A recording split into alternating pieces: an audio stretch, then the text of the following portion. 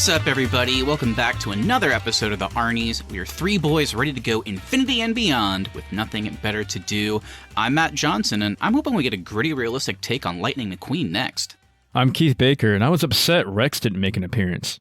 And I'm Austin Terry, and Buzz Lightyear seems like he'd be a terrible supervisor. On that, I think we can all agree. On today's show, we are, of course, discussing the 26th film in Pixar's feature film lineup with Lightyear. But before we get to that, are you guys looking forward to Chris Evans replacing Tim Allen in the upcoming The Santa Claus Disney Plus series? I absolutely am. I think this is so funny how angry Tim Allen was that he didn't get asked to do the voice of Lightyear for this movie. I hope this is just an ongoing thing for Chris Evans and Tim Allen. I hope in the eventual reboot of Last Man Standing in 10 years, Chris Evans is cast in that. I just want to see Chris Evans take over Tim Allen's entire career. I saw that Paul Bettany is going to be replacing Martin Short as Jack Frost. Wow, really? Yeah. Ooh, man, I'm going to have to really sit on that one. Paul Bettany, that's an interesting pick. Maybe Scarlett Johansson will replace the short little elf girl. Avengers Assemble. But David Krumholtz and they'll Spencer keep David Breslin, Krumholtz, I think. Yeah, they come back as Curtis and yeah, Bernard. He's irreplaceable. He's the only one that's irreplaceable.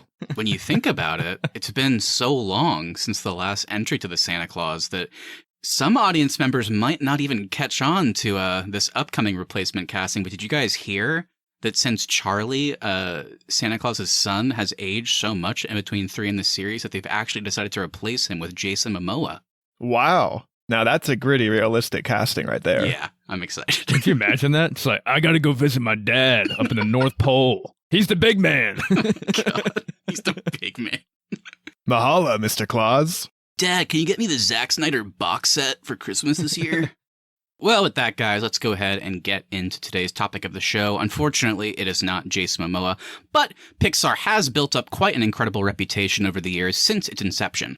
Their first film, Toy Story, came out in 1995 and told the story of a group of tight-knit toys belonging to a young boy that have to contend with change once a brand new Space Ranger toy is brought home with the name Buzz Lightyear.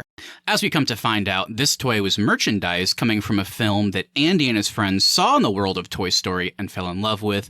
This 2022 film, Lightyear, is that very movie. Pretty cool and kind of a different idea, at least I thought, and one that Pixar has actually dabbled with in the past. In 2000, the year after Toy Story 2 came out, Disney and Pixar released an animated direct-to-video film called Buzz Lightyear of Star Command, which followed the real Buzz Lightyear and his team going up against evil Emperor Zerg.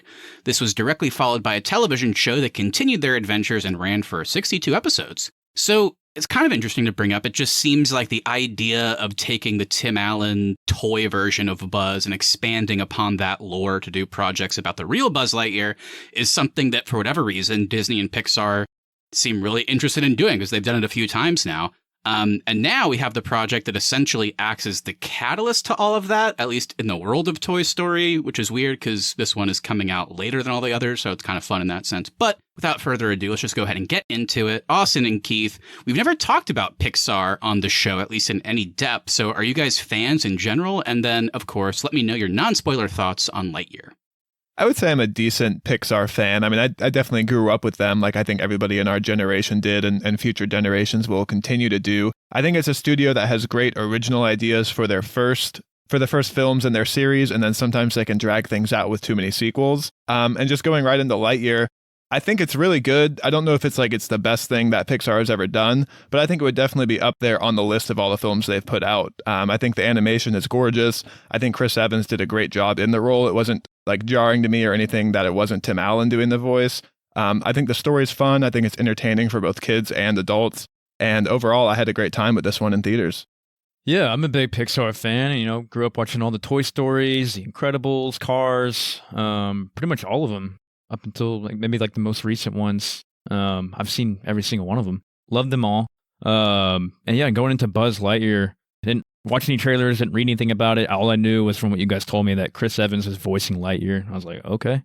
So I was not expecting it to be, like you said, Matt, the catalyst for which starts Buzz Lightyear. Yeah, I had an overall fun time with it too. Like you said, Austin, in theaters.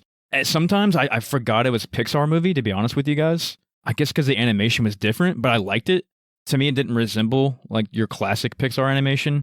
The animation did kind of throw me off in the sense that it didn't look Pixar-ish, I guess. But that was not a problem because it still looked good. The story was fun, and we definitely got some fun callbacks. Yeah, for sure. I'm a big fan of Pixar as well. I mean, it's crazy to think that they already have 26 movies, so I guess I would say I'm just a diehard fan of like maybe the first half or so of that catalog. You know, I think of stuff like you mentioned, Keith, like the first couple Toy Stories, Up, The Incredibles, Finding Nemo, A Bug's Life I even love. I mean, Pixar has never made a bad movie. It's just once they got into the more recent movies, you get like your Cars 2s, you get your Monsters University, your Finding Dory's, like kind of like you said, Austin. They they definitely still have good projects. It's just they really seem to jump into these sequels, like you mentioned. So because of that, I knew Lightyear was kind of its own thing, because it's not like this is Toy Story 5 or following, the toy Buzz Lightyear, but still, because it was kind of in that world, I was a little bit apprehensive. The trailers didn't really grab me, but I ended up kind of liking it. I think it's based on what you guys said, I think we're all kind of on the same page. I definitely don't think it's great. For me, it's not high up in my Pixar rankings, but like I said, I don't think there's a bad Pixar movie, so I still thoroughly enjoyed it. The emotional impact, especially in the beginning, was surprising to me. Like that stuff actually kind of hit the way they filmed that. I also wasn't expecting like an actual kind of, not to the lengths of like Inception or Interstellar, but it is kind of an interesting sci-fi story with some of those tropes and twists and turns that you might not expect from a Pixar film. So that was kind of cool. Really, the only places where it was lacking was the comedy kind of fell flat for me overall. And then just some of the side characters, which whenever I think of Pixar, side characters really jump to mind. And this one, I think, was lacking a little bit in that sense as well. But it is called Lightyear, and I was also very impressed with Chris Evans as Buzz Lightyear. I thought he was a very likable character, so yeah, overall, good movie. Definitely would recommend it. I liked it more than I thought, so there you go. I totally agree that I think the sci-fi aspect of this one was way more interesting than I thought we were going to get, which that kind of is what kept me engaged to the entirety of the film. I do think the opening and kind of the first quarter of the movie are the best part of the film. I think they set up some really interesting character relationships, and unfortunately, one of those characters goes away very early on. And that side character I thought had the potential to be the most interesting one in the story. And so that was kind of a letdown that the side characters we meet further into the film don't stay as interesting as what was set up at the beginning. So I think that's my biggest negative for the film. Overall, though, I still think it was a fun Pixar movie. I guess it didn't bother me too much that main character you were mentioning went away. I guess because we get to see a spawn of her later on.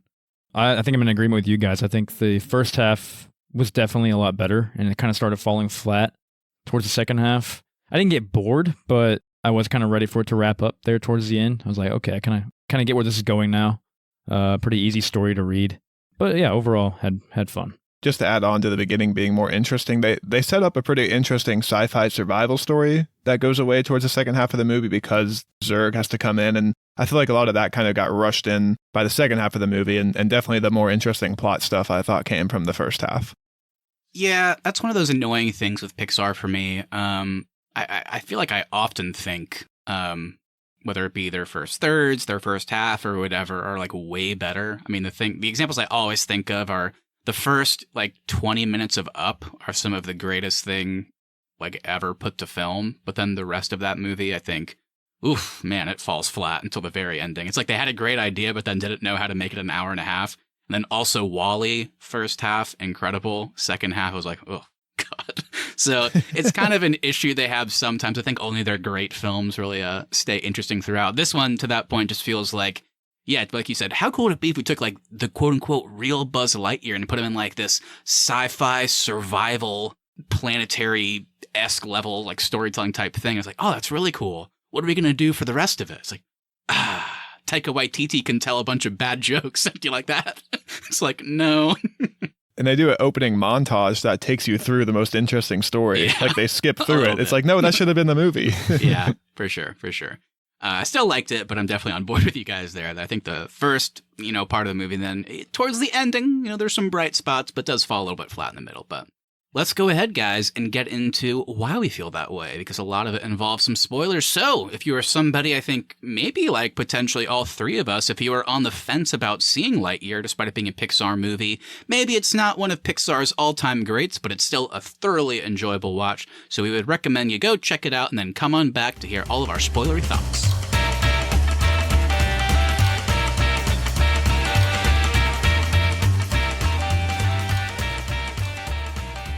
So as always, Austin and Keith, how about you hit me with the cast and crew to start off our spoiler territory conversation? All right, so Lightyear is directed by Angus MacLane, who has been an animator and story artist at Pixar since A Bug's Life. He co-directed Finding Dory, and this is actually his first solo directorial debut.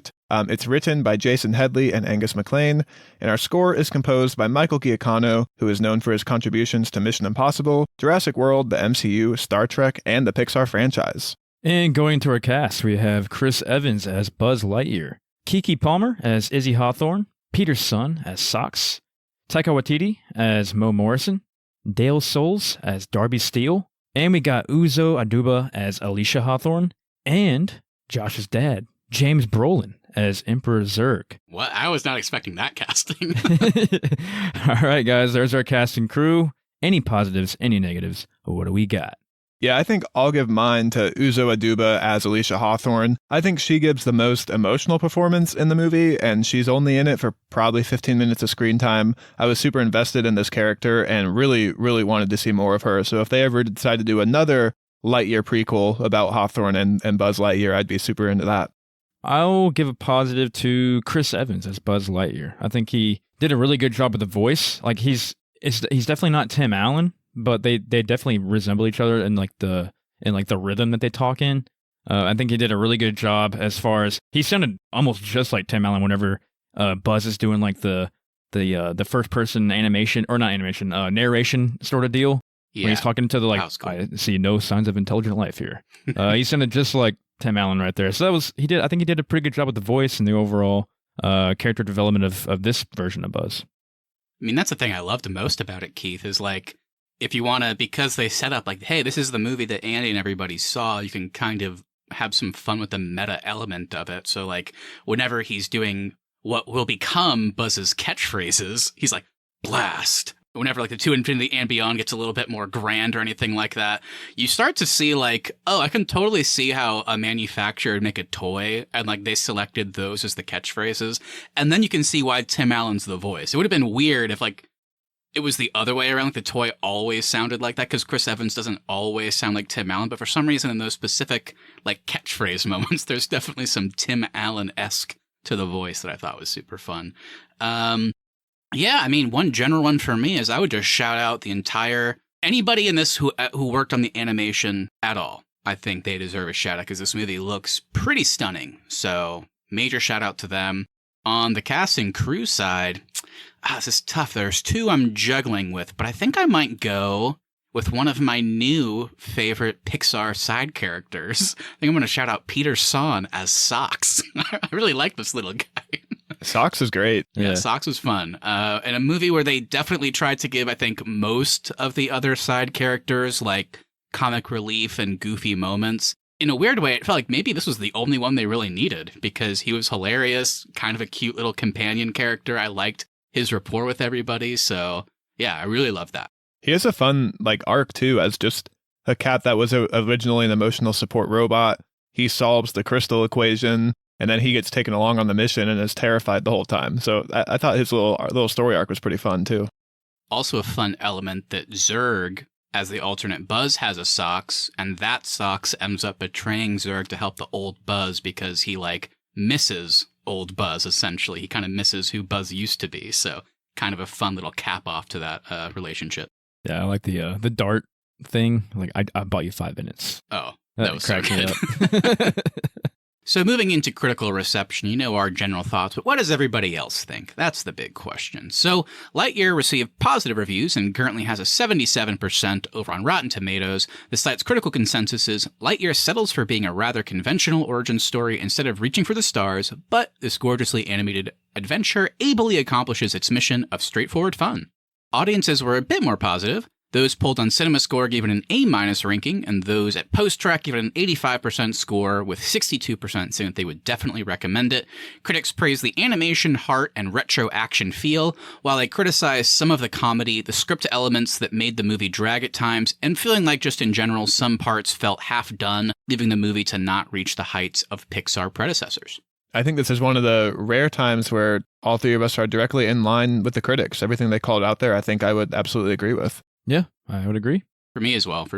I liked what they said about half done. It just felt like could have used another pass, I think, comedy-wise, maybe some thinning of side characters to help with the movie dragging they mentioned, and to kind of get rid of that feeling. It's like, oh, I wish this was as good as the other Pixar movies. Again, it's still great, but yeah, I definitely agree with the critics here. And I will say my theater was packed full of kids, and they were having a great time. Yeah, that's They true. were all very loud. They were quoting the movie back at the screen, and they were loving it. So it's good for them, too. Yeah. Yeah. We had some like those in Keith and I's theater, but we definitely also just had some that were just like screaming or just like making like unintelligible sounds. There was definitely like I some guess like you infants go in there. for it, kids. I don't know. Yeah, there was like some like babies in there. It's like this kid has no idea what's going on. There was one moment in my theater when Buzz achieves light speed, and you get that really cool animation shot. There was one kid that just went, "Wow!" So that was a fun moment too. We had a kid like I think it was Buzz who said he was like Buzz is like laser shield, and the kid just goes, "Yeah, laser shield." Well, Keith, we could also forget perhaps the biggest kid in the room, me. I had a pretty audible reaction to it in slow motion. Buzz jumps out of the plane and pops his wings for the first time. I was like, yeah, let's go. Yeah. Oh, man. So I was having fun with them. Well, with that, let's go ahead and get a little bit deeper, guys. Let's get into our roundtable discussion. We each brought some points to the table that kind of stuck out to us as things that we felt deserved a little bit more time here. So who wants to start us off? Yeah, let's start a little broad today, and just the general plot that gets presented to us. What do you think of the overall story? First being stranded on the planet, which I think in our opening we all agreed that was the most interesting part of the film. And then, of course, we have the Crystal storyline, and then Zerg's invasion. So overall, what worked about you guys for the plot, and then what didn't work? I think most of this plot did work, but I think you guys nailed it earlier that the montage that we got with him coming back after each trial at hyperspeed in 4 to 10 years or something like that would go by every time. That was really cool and very, I think one of y'all said it like Interstellar-like, that we kind of got that cool sci-fi stuff in there. And it would have been cool if that would have been, I think you said, Austin, more dragged on into like the later half of the movie. And then maybe move in more into like the Zerg stuff. I almost think you don't need Zerg in this movie. I think the first 2 points of getting stranded and then having a more interesting story about them developing the crystals, and Buzz keeps testing this over and over, and he's watching all his friends get older and older every time he fails. Maybe it would have been very dark for a kid's Pixar movie, but I think that could have been a very interesting full feature film. Yeah, I mean, Zerg is kind of a weird subject. There was no doubt in my mind that he would be in this movie, remembering like Toy Story 2 in particular. And when they got into like the Buzz lore, Zerg is, of course, I mean, he's the only Buzz Lightyear villain that they really set up. So it's like, okay, they're definitely going to put him in there. And I think Zerg works incredibly well thematically. The idea of Buzz Lightyear's guilt really is an important part of this movie that goes back to being stranded. He feels solely responsible for it, which is why he doesn't care about all the time and years he's losing. He's just going to keep on going out there to try and fix the issue because he shoulders all of it on himself. And then when he meets Zerg, it turns out, oh, this is an older version of myself who's been completely consumed by that. And so that as an antagonist is really, really cool. So like I said, thematically, I thought it worked great. It's just kind of plot-wise, like you guys said, it didn't fully work. It was a little bit clunky, especially just when, you know, the first half of the movie is really kind of firing on all cylinders. You get introduced to Alicia, and they set up that relationship with Buzz, and then that turns into the Izzy-Buzz relationship. So by the time Zerg is introduced, it's kind of like, I didn't really need that. I'm kind of with you guys that the whole stranded element and Buzz just, you know, creating this montage where he just won't stop going out there. He's just kind of throwing his life away. It's incredibly sad. You kind of get it. And it makes for a great character arc by the end of the movie. Because I love Zerg from Toy Story 2 so much. It's unfortunate that I think that might be the weakest part of the movie. I think, too, the element of them being attached with the science crew who's going out and exploring a bunch of different planets. I was really interested in that story too. So maybe if we had had more time devoted to, they've been to a few different planets and then they get stranded on this one, I think that could have made for a pretty fun intro to the movie too. Yeah, that'd have been kind of cool seeing like, I think we talked about it, Matthew, earlier. Remember the Star Killer Command game that Rex was playing in Toy Story 2? Oh, yeah. At the very beginning of Toy Story 2? Mm-hmm. It'd been kind of cool to get like a scene like that, like where he's like on some like moon by himself, like on a mission or something like that. And then, like you said, Austin, then end up on that planet later on. Yeah. Seems like that's what they're kind of setting up for sequels to this movie. So it might be one of those things where the origin is good, but maybe the sequels to this will be way better. Now that the team is fully formed, they can go on missions like that, like you said, Keith. Yeah, I mean, we got some great moments out of like the whole stranded plotline too. Like, I loved the first time he went into Lightspeed on that mission, and then he comes back and realizes that, oh, this place that I've been working to try and get us off, he's almost like mad that everybody has kind of, rooted themselves down and started families there. He's like, why are you guys doing this? We got to get off here. And everybody's kind of accepted their fate and moved on a little bit. So I like that initial return where he's like, it's been how long? And you guys are okay with being here? Like, I don't know. I really like that stuff. I was also surprised that after they get stranded, the kind of the opening credits and crawl of the movie is the quick montage of their first year on the planet. And then after they get stranded, essentially our next scene is it's been a year and we've developed the crystal. The way they set up that intro, I thought the development of the crystal would be a bigger plot of the movie. And then that crystal would lead to, I thought from the trailers he was going to do one Lightyear attempt and then come back and it'd be 40 years later. I didn't realize we'd have multiple attempts at this. And I was super interested in that, but it occupied too little of the movie for me, I think. Yeah, for sure. Because I thought it worked what they were doing. It's like all the time Buzz has been gone, all these cumulative years, Sox has been kind of perfecting the crystal without Buzz really knowing, because he's not really paying attention to him at that time. He doesn't really want an emotional support pet. He's just kind of depressed and sad.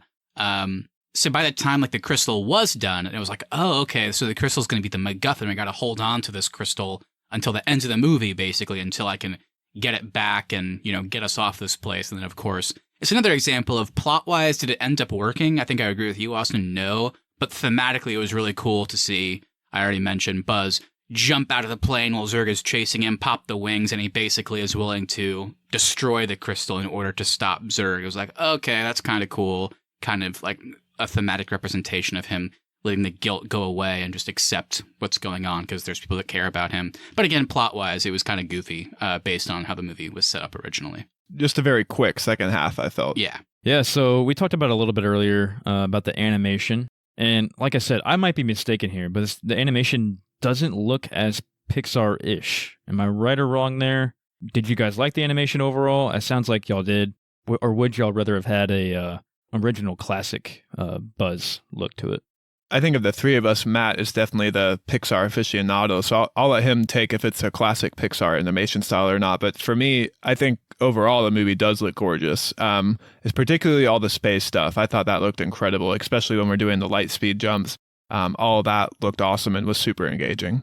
Yeah, I guess for me, the reason it works is, I guess, first of all, I would agree that this is not the traditional Pixar animation style. Whenever you think of something like Toy Story, I think Pixar has done a great job over the last 30 years of kind of taking that form of animation and the way characters look and the way characters are animated in their models, and they've just been kind of evolving that and making changes here and there and just making it look way better and more realistic as time has gone on.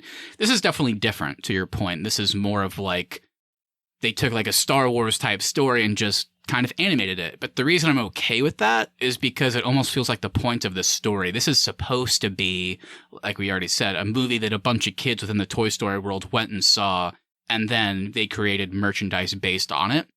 So could they have done a story like this with Buzz Lightyear kind of looking like he does in the Toy Story movies and doing a story that way? Probably. But I just thought the way it like worked meta-wise, where it's like this looks more like a traditional movie, and then you get the merchandise and the way it looks in the Toy Story world based off of that. So that worked for me. Again, I think to your point, it could have worked either way, but I liked this looked like a more traditional sci-fi movie in that sense. Maybe a slight negative is maybe it's a bit too traditional at times. But to Austin's point, I still think taking the Pixar element away from it, just looking at the animation itself, I think it looks amazing. Definitely different, but I think it still looks great. And so, yeah, I mean, just talking about what Pixar's been doing over these, like, so many years now, it kind of, the term Pixar magic gets thrown around. They kind of, to your point, Keith, you were talking about the way the animation looks. I think another thing people talk about is kind of like Pixar tends to throw in comedy, drama, heart, emotional resonance, and impact into a bowl, stir it around with some animation, and that's a Pixar product for you. So I just wanted to kind of pose the question, since we talked about how maybe this one isn't one of our all-time favorites or anything, but when we look at like strong balance of drama, comedy, heart, and emotional impact, like I just said, where was this one strong, and where did you feel like it was lacking in some of those categories? I think they definitely check the drama and the comedy boxes for me, particularly from Socks, and then just the overall survival story was very dramatic for me.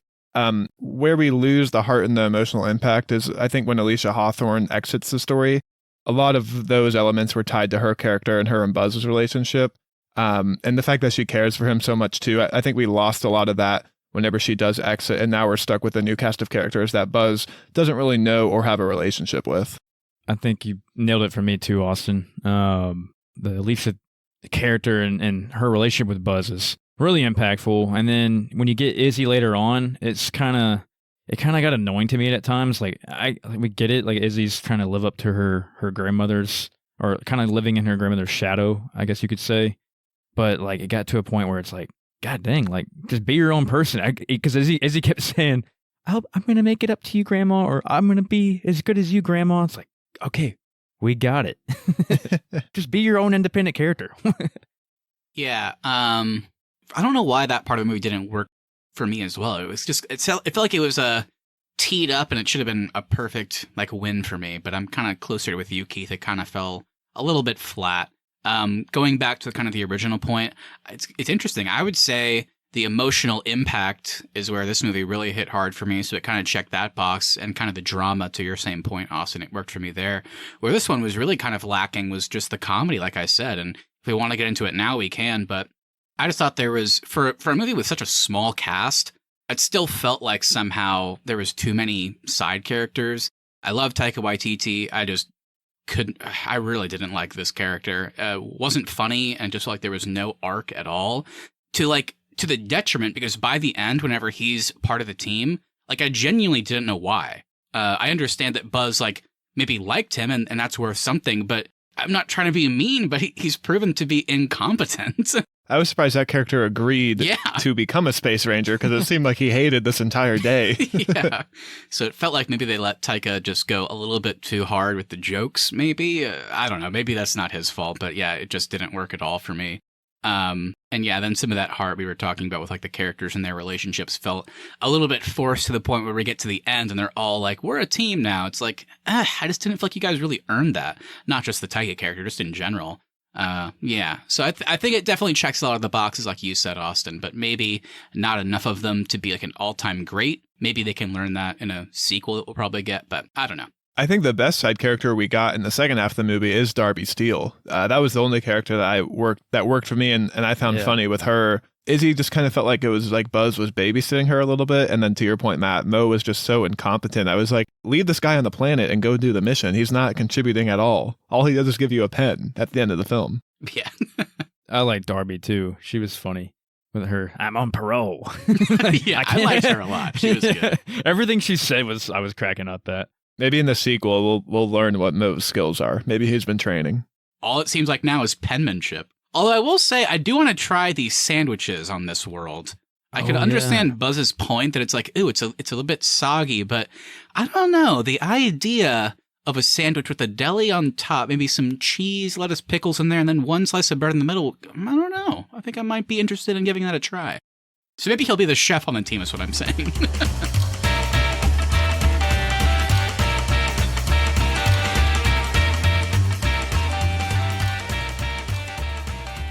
So we talked about Izzy there, and I'm curious to go a little bit deeper, because it sounds like maybe this didn't work super well for us. And I do feel like the relationship between Buzz and Izzy, especially after the prologue, after we've gotten the history between Buzz and her grandmother, I mean, this is kind of the heart of the movie. So let's talk a little bit more about what worked about it and what didn't work, because I know a lot of it didn't for us.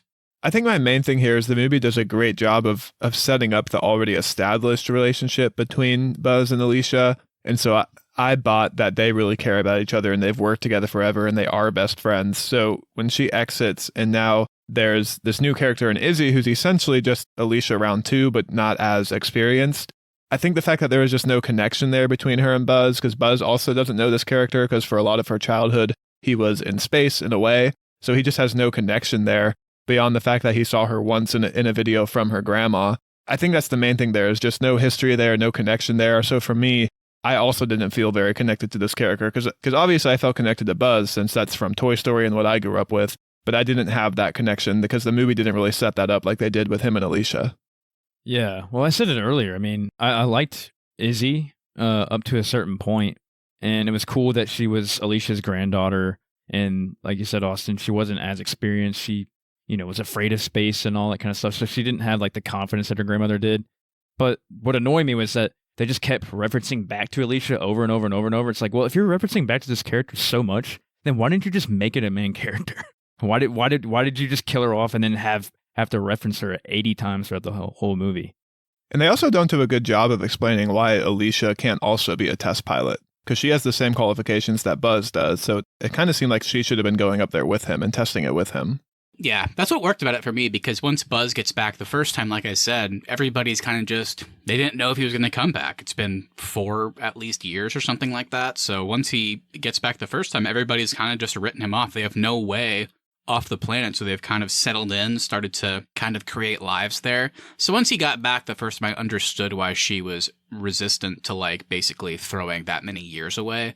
But kind of just to your guys' general point, going back to the Izzy thing, there's a lot that works about it. I mean, I like the goofiness of like, oh, I'm kind of scared of space, and like kind of tying in all of these inadequacies to the character. It ends up kind of working because while Buzz is just feeling this supreme amount of guilt, and he'll do anything to get everybody home, she's kind of, I don't know, fighting that fight with no end, basically, where like she's trying to live up to this person that was like a hero to a lot of people, a hero to her, and she can't ever reach those heights because it's like an impossible mountain to climb. But then to your point, Keith, it's just they just kept going back to that well too often. I think it's a great premise. It's just, man, it did feel kind of like every single scene we had to bring up the grandmother or something great that she did, or here's why I loved her. It's like, yeah, we know. I think we could have been a little bit more subtle and nuanced with a lot of that, because it really does just get, by the end, I think you said it earlier, it's a little bit annoying at times. And maybe it's supposed to be, but it's still kind of hard to root for that. I still really like the character, and Keke Palmer was really good. But I think they went back to that same well over and over again. And there was also another route they could have gone where Izzy could have hated Buzz because maybe her grandmother talked about Buzz all the time and she was jealous of that. So I was glad they didn't do that. I was glad she at least like admired him and wanted to live up to the friendship that her and her grandma had. And her kind of being like this wide-eyed, bushy-tailed type of character, it did lead to some cool stuff where it's like, oh, Buzz has found these people out in the woods. And it's like, oh, these would be the people that are going to help him accomplish this mission. And then you find out, oh, they are not qualified for this job. So then we kind of get into the whole element we joked about at the beginning. It's like, Buzz might not be the best officer, but it is cool that now he's in a position where he kind of has to train these people to live up to this mission because they're his only option. So it kind of does lead to some good moments of like him as the leader and them kind of learning along the way. And then they kind of course, by the end become his equals, which is kind of cool. Again, should Mo be there? No, he should just stick to cooking, I guess, in the ship and making pens and writing letters home. But that's it. So what about our main villain in Zerg? I know we've talked about how we felt this was kind of rushed into the film, but beyond that, what about the reveal that this is a future Buzz Lightyear who took a different path? What do you think of that part of the story? I liked whenever he takes off his helmet and Buzz just goes, "Dad?" And then he's like, "No, I'm you." He's like, "Oh, shit." Yeah, Keith and I were talking. This was really cool for me because Toy Story 2, honestly, it might be my favorite of the Toy Stories. I know that might be a little blasphemous, but like the fun thing there is, like I said, they play so much with the Buzz Lightyear lore in that movie. So whenever alternate Buzz Lightyear is trying to save the rest of the gang by fighting Zerg in an elevator. Zerg is like, "No, Buzz, I am your father." And he's like, "No!" So this felt like a cool little callback to it. I was like, how are they going to do this? Because they did set up in Toy Story 2 that Zerg is Buzz's dad. And this was kind of another fun thing. It's like the merchandise and toy creators created this extra element of the story, but in the original movie, it's not Buzz's dad. It's just an older alternate Buzz, which I thought was a super cool way to handle it. Yeah, I thought it was a cool way to handle it. You don't want to repeat Star Wars, Darth Vader, and Luke. So yeah, I kind of liked, and I liked seeing the sci-fi aspect of it too, like seeing like an alternate reality when it kind of flashes back to him actually getting out of hyperspeed and aging into this older Buzz, and then coming back and wanting to.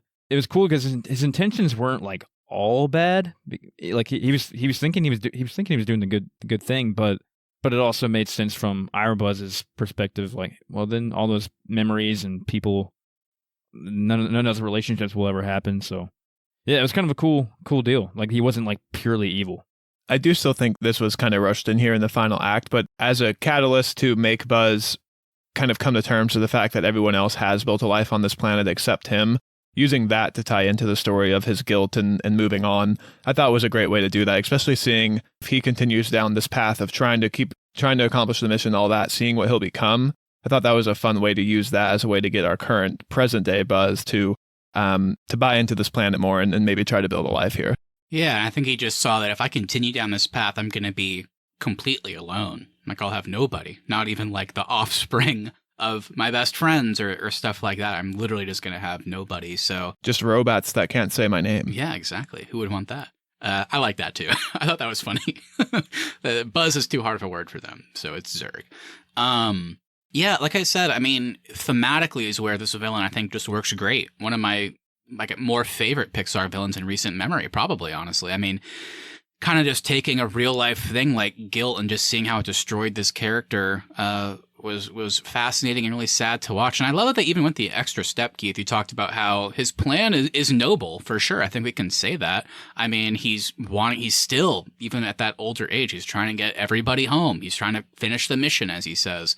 And when Buzz is like, yeah, but I mean, we're going to get rid of everything they built here. I love that they even acknowledged, or Zerg is like, well, they're never going to know. They won't remember. So who cares? Basically, it's like, oh, I see what you're saying, but it's also kind of like a weird slippery slope. It's kind of like, I don't know if that's ethically or morally good. Maybe you'd still accomplish the mission, but it's still kind of scary. I think, like you said, Austin, it's the perfect catalyst to get our Buzz to go, oh yeah, I can't, live with that. I gotta not finish the mission the way I thought and stop this guy and hopefully, make my new life here and do some space missions with my new friends and stuff like that. So yeah, liked it thematically. Again, plot-wise, it just, the balance of the movie was off of what they were doing like the first half, and then this kind of shoved it at the end. Wish they could have figured out a better ratio to make it work, because I love the villain. It just was kind of too little too late, perhaps. I'm curious what they're going to do in a potential sequel, though, since Zerg is Buzz's main villain. Will he meet a space cowboy named Woody, and that be his villain? I hope so. That'd be so funny. We did see in the post-credit scene that Zerg did survive his crystal explosion thing. So who knows? Maybe they'll just bring him back again or they'd have to make up a new Buzz Lightyear villain, I guess. Maybe this Zerg will be his father. Oh, okay. Something to think about. I also think we could get a villain turn for Socks, guys. I want to prepare you for that. I think we could get a Socks turning rogue, and I'm nervous it'll happen. Maybe we'll get a villain turn for Mo. Maybe he's poisoning the food. I don't know. We can maybe just set up in the first 5 minutes of Lightyear 2 that, hey, where's Mo? He's doing something else on planet. He's dead.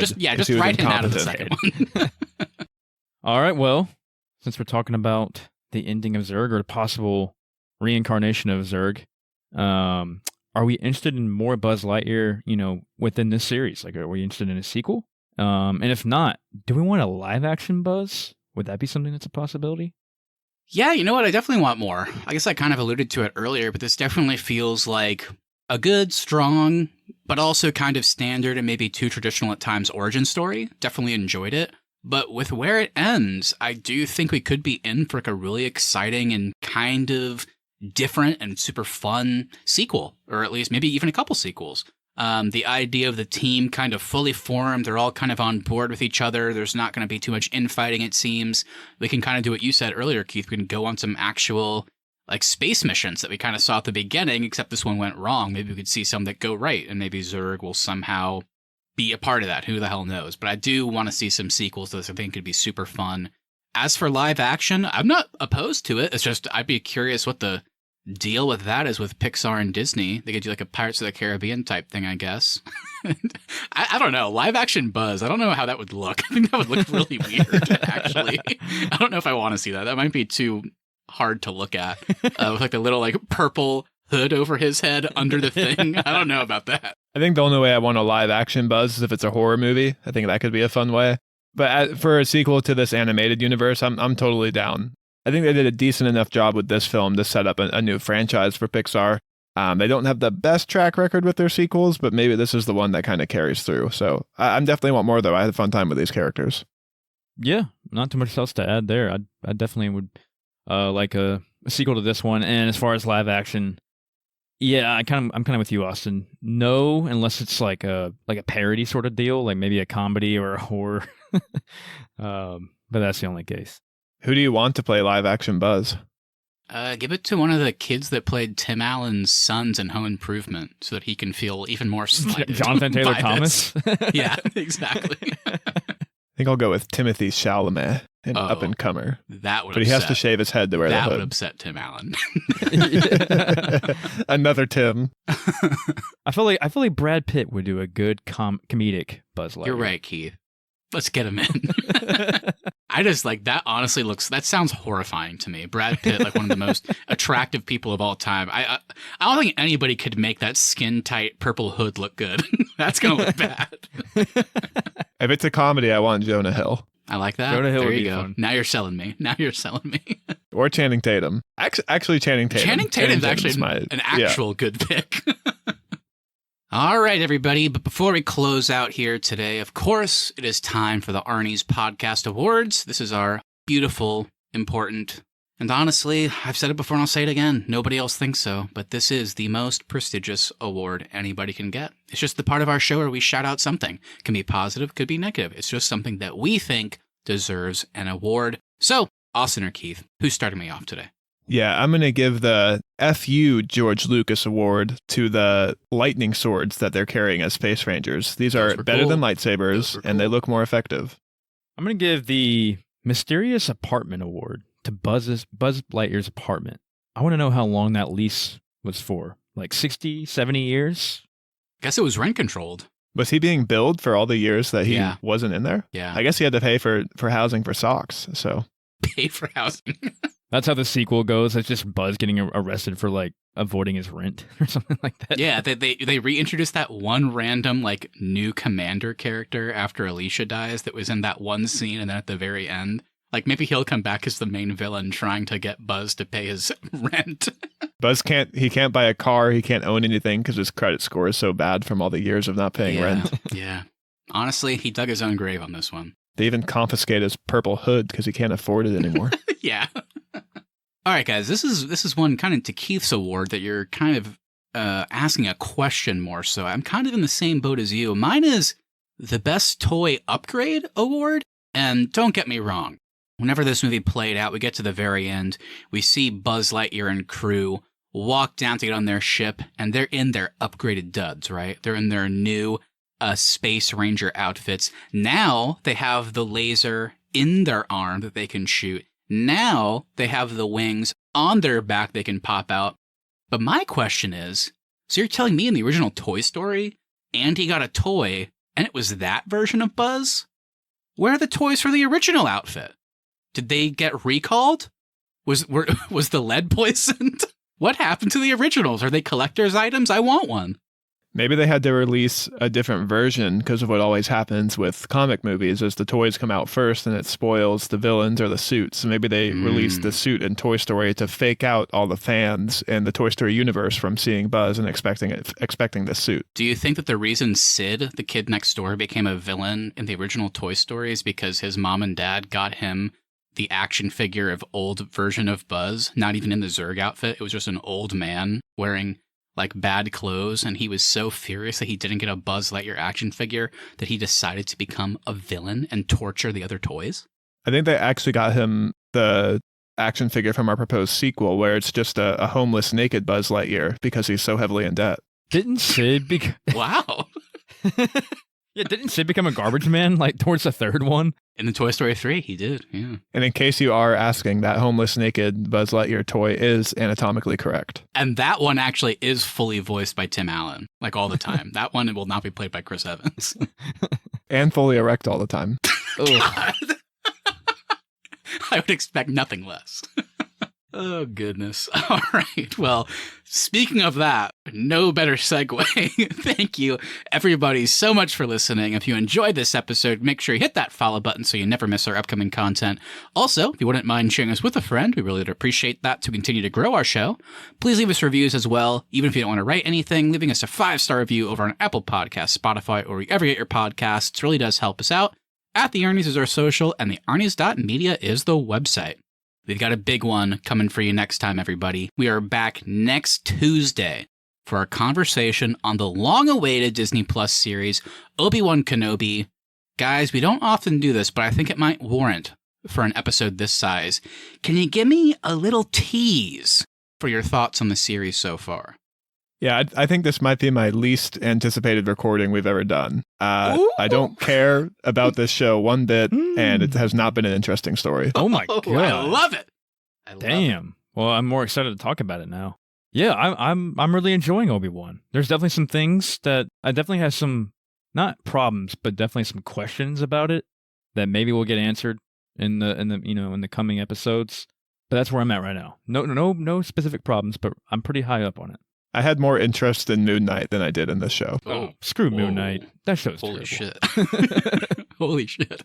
I think we are in for an all-time episode, guys. An audience out there, I'm not exaggerating, because I think the best episodes of our show is when Austin is really down on something, Keith is really high on something, and I find myself kind of in the middle. I know where Austin's coming from, and by God, there have been some episodes that make me feel that way. But I'm also with Keith. There have been some episodes, especially the newest one, no spoilers, that really kind of reached some new heights for me. So please, finale, be good. So maybe the ratio of episodes are more good than bad, but I still have some major issues with this one, so it's going to be a fun recording nonetheless. And also, we've had a ton of TV talk on this show this year. I think more than we've ever done in the history of our show. Just last week, we put out our thoughts on the first half of season 3 of The Boys, and we're all still pretty high on that show. So if you want to hear our thoughts on that, be sure to go check that out.